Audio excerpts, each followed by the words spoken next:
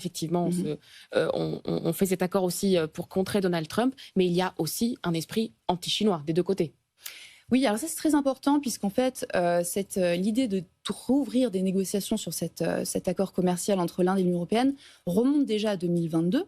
Donc on est avant, la réélection de Donald Trump et l'idée, en tout cas du point de vue européen, c'était effectivement de trouver, des voies d'approvisionnement alternatives à la Chine, donc de dérisquer, pour utiliser, un anglicisme, notre économie et à ce titre, effectivement, l'Inde était perçue comme un partenaire intéressant.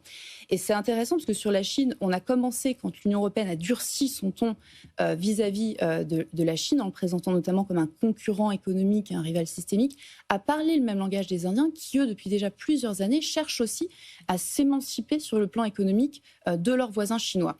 Donc c'est un point effectivement important. On dit souvent que le marché indien est le plus fermé au monde. Donc pour nos entreprises, déjà comprendre le marché indien, c'est compliqué. On le voit dans le retail parfois avec certaines boîtes de cosmétiques qui essayent de s'implanter. C'est un marché compliqué, l'Inde. Alors c'est un marché effectivement difficile. C'est aujourd'hui notre 9e partenaire commercial, nous, européens, parce que vous l'avez dit, il est très protégé.